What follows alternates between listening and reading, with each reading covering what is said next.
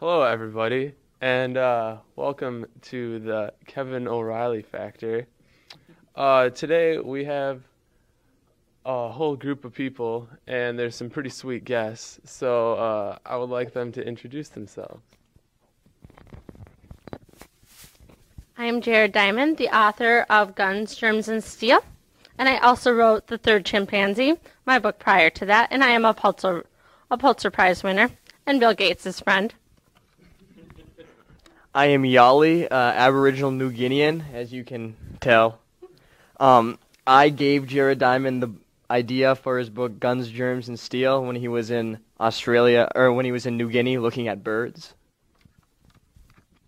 I'm Pizarro. I conquered the Incas, and I'm an expert witness. I'm Thomas Edison, prolific inventor, and I'm also an expert witness.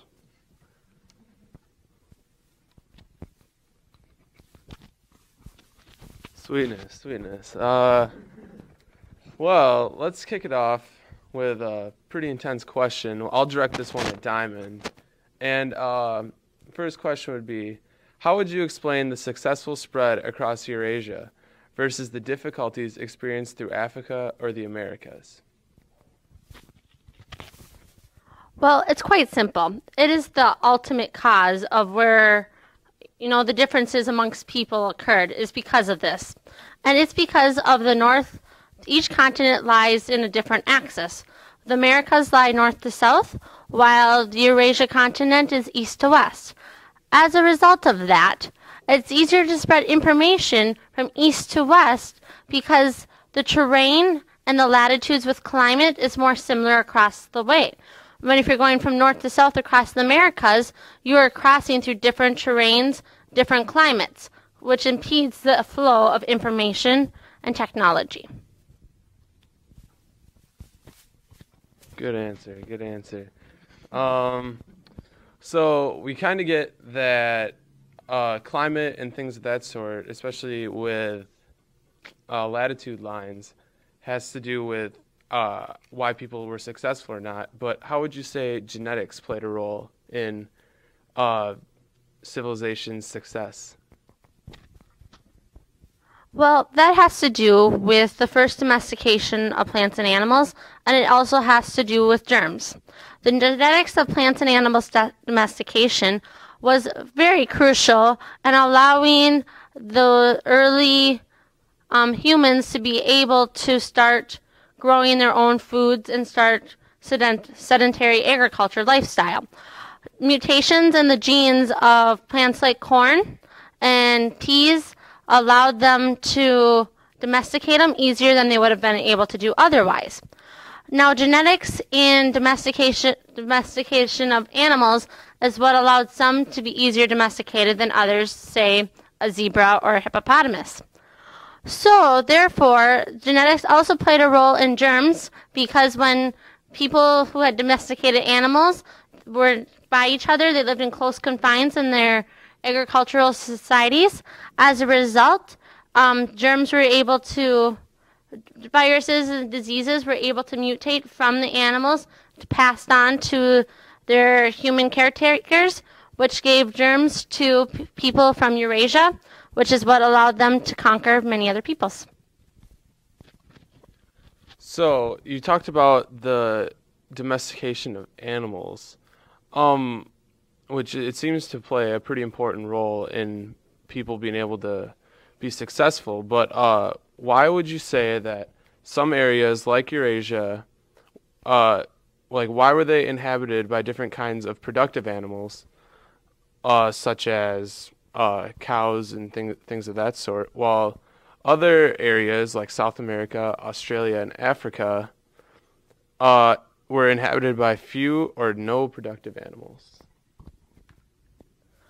Well, I guess that a lot of that has to do with climate and location. Of course, you assume that, North America, we have a very suitable climate for agriculture, would have abundance of plants and animals for domestication. But that's not necessarily true because if you go back to about 40,000 years ago, after the last ice age, there was many large mammals which the peoples of the Americas in like Australia, they hunted immediately so, and as a result, there wasn't any large game left, or some areas are just plain deficient in plants and animals. For example, once again, Australia in the desert or in the deserts of Sahara, there's not much plant growth that's just naturally there for domestication. So it's kind of extinction of animals, along with just kind of the natural cards some people were dealt, played a huge part in the domestication of plants and animals. Okay. Well, we've heard from Diamond. Now, let's hear from the man himself, Yali, who gave him this idea for the book. Well, we heard earlier that you gave Professor Diamond the idea to write the book through a question. Can you tell us what the question was? And maybe something that made you think, or like made you think of the question. Well, you see, I asked Professor Diamond why white people who come to New Guinea have so much more cargo than we black New Guineans have. And cargo is basically stuff, so it's considered wealth. It's, you know, it's an abundance of supplies. So I'm just curious, like every time I come and see they bring all the wealth, well, we New Guineans just live off the land. We're like, a lot of us are subsistence farmers still, and we do all of that stuff. And yes, and that's about it. Cool. What did you think of Professor Diamond's book? I thought he answered my question much more than I expected him to. He answered it to the fullest extent. So he provided me with knowledge of why some cultures and peoples developed more technologies than my people did. And he also explained to me that it wasn't because of my culture, my New Guinean people, and it wasn't because the Eurasian people were superior. He said that all of us are equal in every single way, except intelligence. New Guineans kind of have a little bit of an edge because of natural selection. So it's scientific. So that's proof.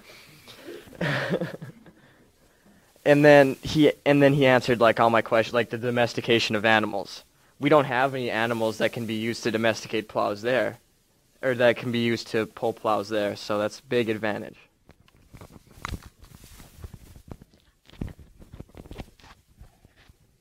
And I just wanted to say something in regard to my friend Yali's comment there. I'm glad he feels I answered it so precisely. It's just, the more I researched into this issue, the more I realized how hard it is to explain the history of the world in 400 pages. It's 500 pages. Oh, I forgot. That was the second edition. Okay. What fact did you find most surprising when you were doing your research for this book? I think the fact I found the most surprising was how people are able to look at why some people have more cargo than others and immediately assume it has to do with the people themselves. The more research I did into it, it was just, you could boil it all down to the environment, and those other arguments out there for cultural or natural genetic factors could easily be disproved.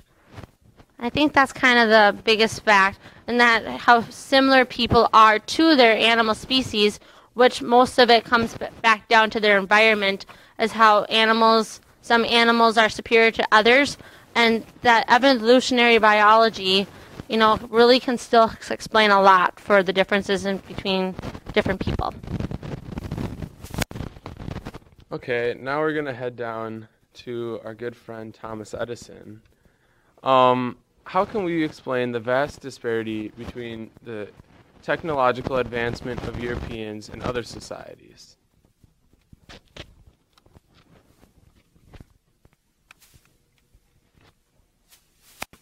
Well, some people explain this by the heroic theory of invention, which holds that occasionally a genius comes along who has the aptitude and creativity to make an invention that benefits all of society. But this seems unlikely to me because of the nature of invention, which I'm an expert on. It's quite rare that one person invents something perfectly the first time. You can take James Watt's invention of the steam engine. It wasn't as if he simply came up with the idea, like the old story of him being inspired by a teapot. He actually based his idea off of Thomas Newcomen's engine over 50 years earlier, who based that idea off of earlier models as well. So as you can see, it's not always this heroic theory, but invention is more of a collaborative effort, and it's not the product of some single genius.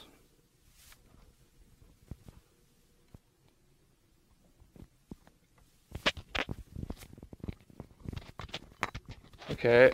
Well, would you say an invention is a response to a popular demand? As the necessity is the mother. Oh, as the. Okay, is an invention a response to a popular demand, or a crazy idea that becomes useful later?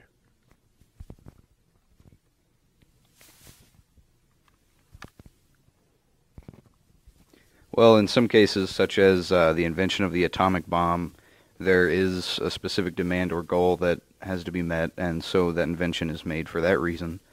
But more often than not, inventions are created with different applications in mind than what the ultimate application is. For instance, Nicholas Otto's first gas engine was too weak and too heavy and too large to be really practical, and also horses and locomotives sufficiently met the demand for transportation, and it wasn't really until World War I where we needed trucks that automobiles really became useful. Before that, they were just sort of toys for rich people.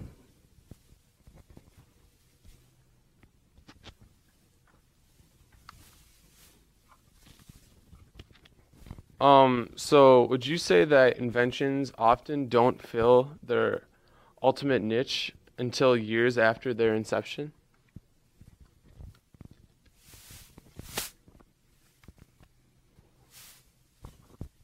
Yes, that's exactly what I'm saying. For instance,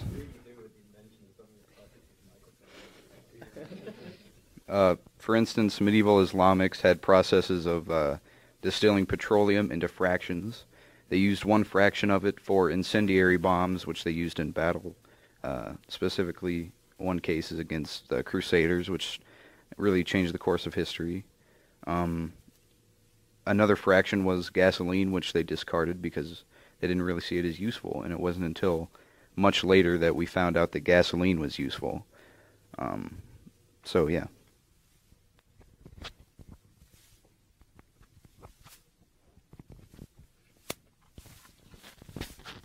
Okay, we'll go back to Diamond on this question.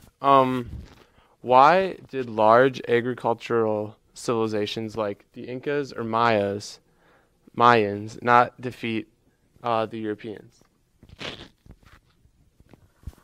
Well, the large civilizations like the Incas and Mayans, yes, they did have large agricultural populations with over a million people, which is an astronomical number when you consider it. Yet they didn't have it took them a long time to start domesticating plants because their main source of calories in their society was the corn. And corn did not have the genetic mutations of, say, wheat or barley that allowed it to be domesticated easily. It took thousands more years to domesticate corn. As a result, they were later in getting established agriculture going in their areas. Subsequently, they were not able to domesticate any large animals that were useful for work and etc. The Incas did have llamas, but llamas aren't going to really probably pull much or maybe be able to hold their weight like a cow or a horse would. And because of the north-south axis, those llamas never even made it up to the Mayan or the Aztec people. As a result of all of these factors of late starts and not having all the pieces of the puzzle, they were at a disadvantage, which allowed them to be vulnerable when the Europeans came over because they had not had the time to develop what those people had. Okay. We're gonna direct a question over at one of the expert witnesses again. This time it's for Pizarro, and the question is, why were the Spanish conquistadors able to conquer the mighty Inca Empire?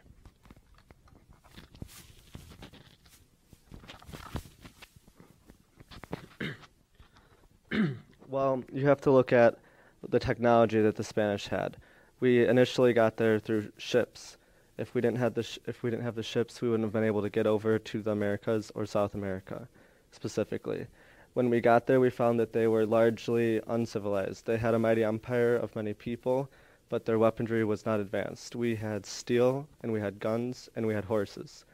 They were developing copper, and they had wooden tools. Very simple civilization. So when we came there, we were intimidated by their numbers. We had just over 150 men, and they had over 80,000 soldiers. The biggest advantage we had was scaring them, and we did that by attaching marbles and rocks to our armor to make noise, which caught them off guard because they thought that we were not a military force. And we ambushed them and took their leader, Atahualpa, and once we had him captured, we controlled the Inca Empire. Once we had them under control, we were able to, well, they considered him godlike, so once we had him under our control, we were able to direct resources that they had back to Europe. So that means that we demanded gold and silver, which they complied with. And once we had exactly what we wanted, we executed him, but we did that through a means that they would find suitable. We didn't just execute him. We didn't want to cause upset.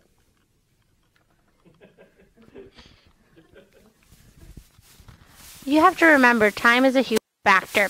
When the Europeans, if they took some people 3,000 years to develop something, and other people got a 3,000 year late start. If you look, let's say, like the Aboriginal Australians too. So if they only started really building, agriculture at the time when the British came over, 3,000 years, well, in year 3,000 something, they'd be at where we are now. Okay, we're gonna go back to Yali again, and this time we're gonna ask him, how has the culture of the different tribes in New Guinea affected the ability of one tribe to be more successful than the other neighboring tribes? See, the thing with New Guinea that makes it unique is there are a lot of topographical boundaries. So there's like over 2,000 languages there or something of the sort. And they were all created because these different cultures and groups didn't have contact with each other. So what happened is they came up with ideas on their own. So when you talk about like when two groups met up, there wasn't much of that. But when that happened, either the group with superior technology, they either displaced the other group or the other group joined them. And then we New Guineans didn't see the whole island until European settlers came. So then everybody pretty much adopted the same technology, and if they refused to, they were displaced, or then they were kind of taken as like the second hand. They were like slaves to people. Well, not slaves, but they were servants.